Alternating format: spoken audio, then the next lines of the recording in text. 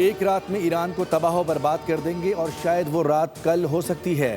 4 گھنٹے power plant تباہ کر سکتے ہیں، لیکن میں یہ نہیں چاہتا۔ ایران کو ڈیڈ لائن دی ہے۔ امریکی صدر ٹرمپ کی میڈیا سے گفتگو، کہا کہ ایرانی سرزمین سے 200 امریکی فوجیوں نے پائلٹ کو ریسکیو کیا۔ پائلٹ کی لوکیشن ہمیں معلوم تھی۔ ہم نے چکمہ دینے کے لیے 7 مقام پر آپریشن کیا۔ آپریشن میں جن طیاروں کو نقصان پہنچا انہیں 10 منٹ میں ٹھیک کیا۔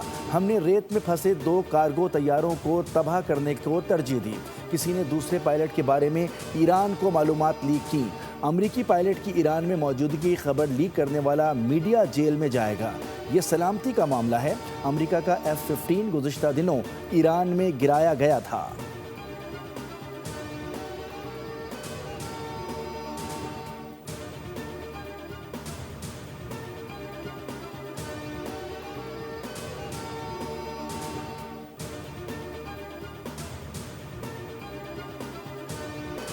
امریکی وزیر جنگ پیٹ ہیگسٹ نے ایک بار پھر جنگ کو مذہبی رنگ دے دیا۔ ایران سے امریکی پائلٹ کی ریسکیو آپریشن کے ذریعے بحفاظت واپسی کو خدا کی رہنمائی قرار دیا۔ کہا کہ پائلٹ نے شدید خطرے میں چھپے رہنے کے دوران پہلا پیغام خدا مہربان ہے بھیجا تھا۔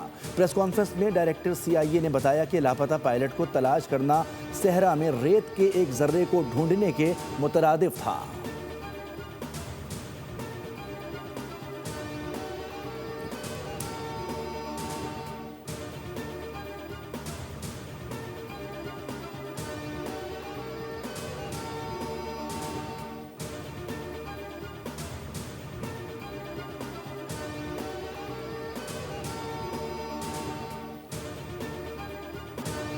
امریکہ اور اسرائیل کو ایران میں مسلسل ناکامیوں کا سامنا کرنا پڑ رہا ہے۔ قتل و غارت اور جرائم کے ذریعے ایران کی مسلح افواج کو کمزور نہیں کیا جا سکتا۔ ایران کے سپریم لیڈر مجتبیٰ خامنہ ای کی حالیہ بیان پر شدید تنقید۔ کہا پلوں، بجلی کے منصوبوں اور تعلیمی اداروں پر حملے انسانیت کے خلاف سنگین جرائم ہیں۔ ایرانی سپریم لیڈر نے اس عزم کا اظہار کیا کہ ملک کی سلامتی اور خود مختاری پر کوئی سمجھوتہ نہیں کیا جائے گا اور ہر محاذ پر دشمن کو بھرپور جواب دیا جائے گا۔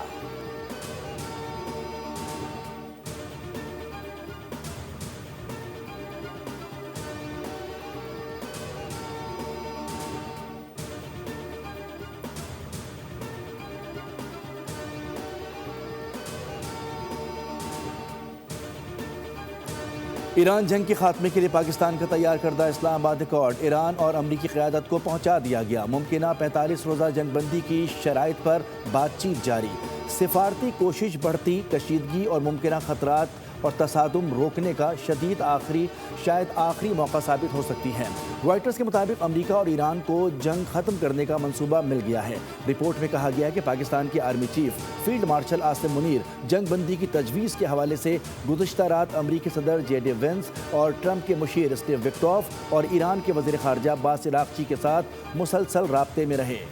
ڈیل کا پہلا مرحلہ ممکنہ 45 روزہ جنگ بندی ہوگا۔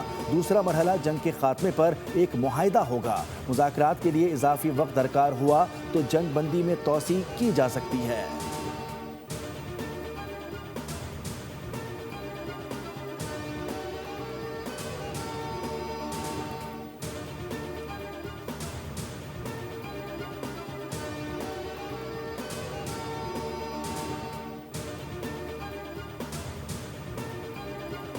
ایران نے عارضی جنگ بندی مسترد کر دی۔ تجاویز پر اپنا جواب پاکستان کے ذریعے امریکہ کو بھجوا دیا۔ ایرانی خبر رساں ایجنسی کے مطابق صرف مستقل امن اور پابندیوں کے خاتمے پر ہی بات ہوگی۔ ایران نے واضح کیا کہ جنگ کا مکمل خاتمہ چاہتے ہیں۔ ایران نے اپنے مطالبات کی فہرست بھی پیش کر دی۔ مطالبات کے مطابق جنگ سے متاثرہ علاقوں کی تعمیر نو، خطے میں تمام تنازعات کا حل ہو، آبنۂ حرمت سے جہازوں کی محفوظ آمد و رفت کے لیے مستقل طریقہ کار وضع کرنا شامل ہے۔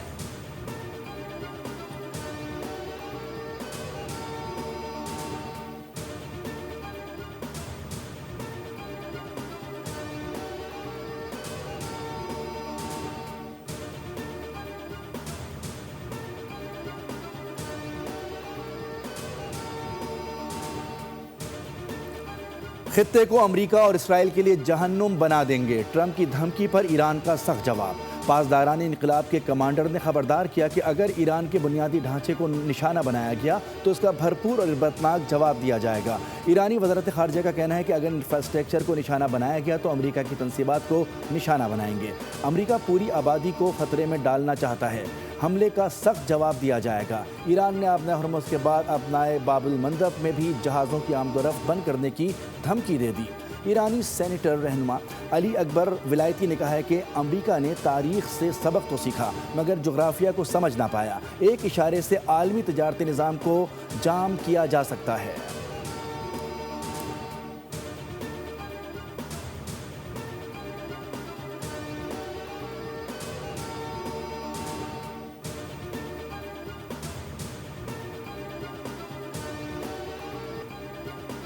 امریکہ اور اسرائیل نے ایران کو جنگ بندی پر مجبور کرنے کے لیے حملے تیز کر دیے۔ تہران میں رات گئے بمباری سے متعدد مقامات کو نقصان پہنچا۔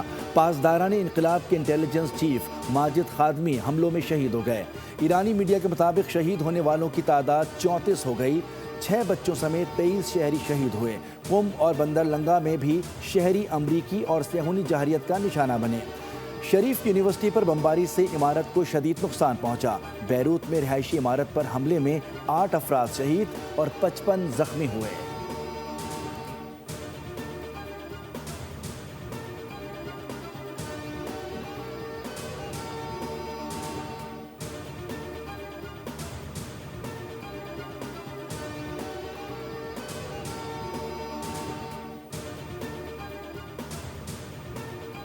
ایران نے اسرائیل پر میزائلوں کی بارش کر دی۔ حیفا شہر میں کئی اہم تنصیبات ملبے کا ڈھیر بن گئیں۔ 4 اسرائیلی ہلاک اور متعدد زخمی ہوئے۔ تل ابیب میں 15 مقامات پر میزائل اہداف پر گرے۔ عمارتیں تباہ ہوئیں اور واٹر لائن پھٹنے سے پانی گھروں میں داخل ہو گیا۔ جگہ جگہ دھوئیں کے بادل اٹھ رہے ہیں۔ ایران کا متحدہ عرب امارات میں 25 امریکی فوجی ہلاک کرنے کا دعویٰ۔ کہا خلیج فارس میں امریکی اور اسرائیلی اہداف کو نشانہ بنایا گیا۔ الفجیرہ میں ٹیلی کام بلڈنگ پر ڈرون حملہ۔ ابوظہبی کے مصفہ انڈسٹریل زون پر میزائل کا ملبہ گرنے سے نقصان پہنچا۔ سعودی عرب میں بھی 2 ڈرون مار گرائے گئے۔ کویت میں امریکی فوج کے خفیہ ٹھکانے پر میزائل اور ڈرون داغے گئے۔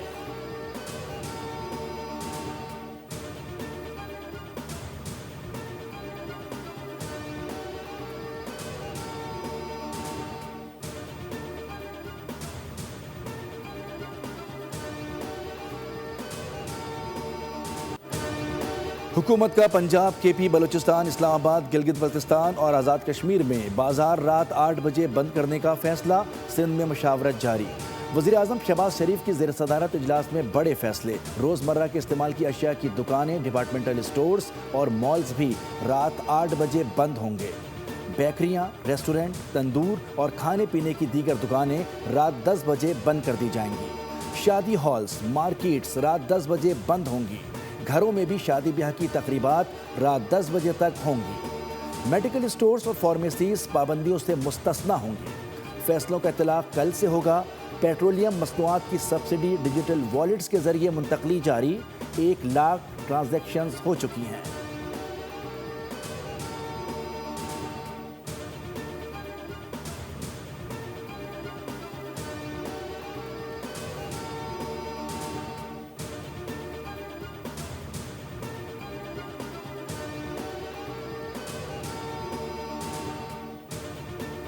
ملٹیپلائڈ بائی 100 2000 روپے پر منتھ ہر موٹر سائیکل اونر کو۔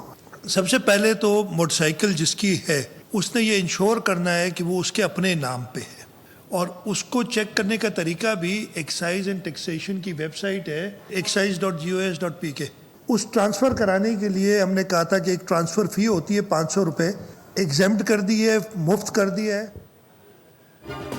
موٹر سائیکل ٹرانسفر کروانے کی فیس ختم کر دی ہے۔ شہری صبح 8 سے رات 12 بجے تک موٹر سائیکل ٹرانسفر کروا سکتے ہیں۔ دفاتر ہفتہ اور اتوار کو بھی کھلے رہیں گے۔ وزیر اعلیٰ سندھ مراد علی شاہ کی پریس کانفرنس، کہا کہ موٹر سائیکل سوار کو ماہانہ 2000 روپے سبسڈی دی جائے گی۔ موٹر سائیکل جس کے نام پر ہوگی اسے ریلیف ملے گا۔ تاجروں سے مشاورت کی۔ مارکیٹ 8 بجے بند کرنے پر تاجروں کو کچھ اعتراضات ہیں، جس پر بات چیت جاری ہے۔ مشاورت مکمل ہونے کے بعد وفاق کو آگاہ کیا جائے گا۔ ہم نے ٹرانسپورٹ ایسوسی ایشن سے بھی بات کی۔ انہوں نے یقین دلایا کہ کرایوں میں اضافہ نہیں کریں گے۔ اگر کسی نے کرایوں میں اضافہ کیا تو کارروائی کی جائے گی۔